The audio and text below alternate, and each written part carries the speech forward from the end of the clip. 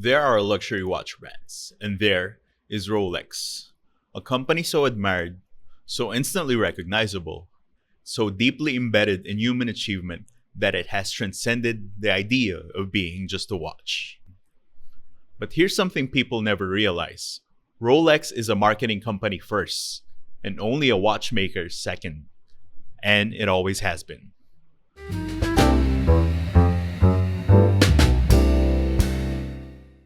To understand how Rolex built this empire, not through innovations and complications alone, but through storytelling, let's look at the iconic moments in history and the visionary man who orchestrated it all. Our story begins with Hans Wilsdorf, the founder of Rolex, and arguably one of the greatest marketers in the 20th century. Wilsdorf didn't create Rolex to be a watch brand. He created it to be a symbol, a badge of achievement, a mark of excellence. While other watchmakers focused on complex mechanisms hidden inside workshop walls, Wilsdorf focused on something far more powerful: public perception. To Wilsdorf, a watch just wasn't a tool to tell the time. It was a story waiting to be unfolded, a narrative that people could wear on their wrists. He knew that for Rolex to succeed, it needed to be in moments of human triumph, moments that would live forever. And in 1927, he had the perfect opportunity to do so. Meet Mercedes Gleitz, a British swimmer attempting one of the most brutal athletic challenges on earth: swimming the English Channel. The water was freezing, the currents unforgiving. The swim itself could take over 15 hours. It was dangerous, it was ambitious, and it was the kind of story that Hans Wilsdorf was looking for. He asked Gleitz to wear a brand new invention on her attempt: the Rolex Oyster, the world's first truly waterproof wristwatch.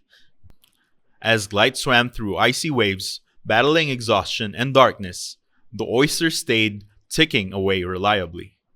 It survived everything the channel had threw at it. And Wilsdorf, he didn't just celebrate this quietly. He took out a full-page ad on the front of the Daily Mail, one of the biggest newspapers in the UK, declaring the Oyster's success.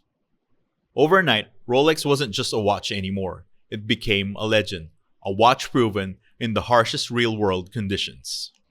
This moment, this brilliantly engineered stunt, was the spark that ignited Rolex's marketing strategy for the next century. If swimming the English Channel was a statement, then conquering Mount Everest was the exclamation point. In 1953, mountaineer Edmund Hillary and Sherpa Tenzing Norgay became the first people to reach the summit of the world's highest peak, a moment so monumental it represented the peak of human ambition. And once again, Rolex was on top.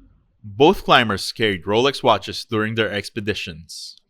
Their Oysters survived the thin air, sub-zero temperatures, brutal winds, and the physical demands of the climb. When they reached the summit, Rolex achieved something just as valuable: eternal association with the greatest feat in mountaineering history.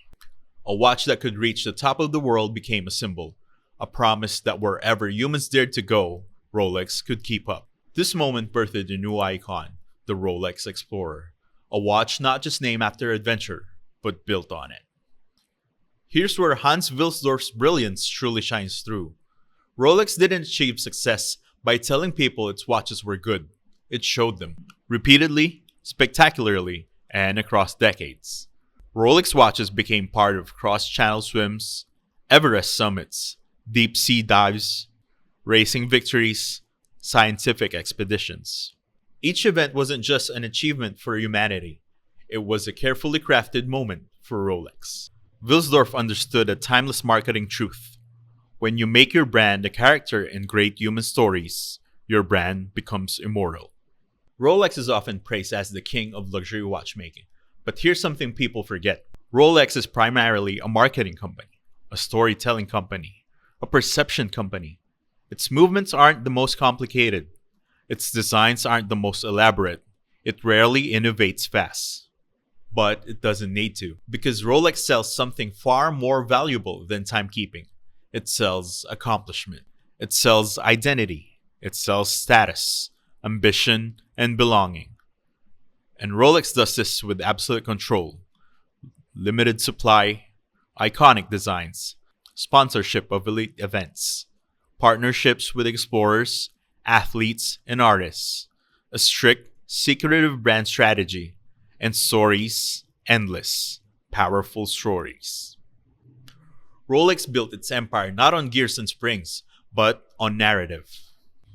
From the freezing waters of the English Channel to the top of the world on Mount Everest, to deep sea trenches and racetrack podiums, Rolex has transformed real world achievements into a marketing methodology that is unmatched in the world of luxury.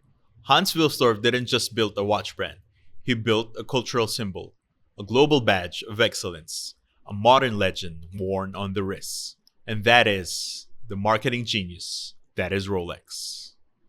If you enjoyed this deep dive into the world of Rolex and the power of brand storytelling, don't forget to like, subscribe, and hit the bell. Because next time, we'll be exploring the brands that shape history and the strategies they use to do it.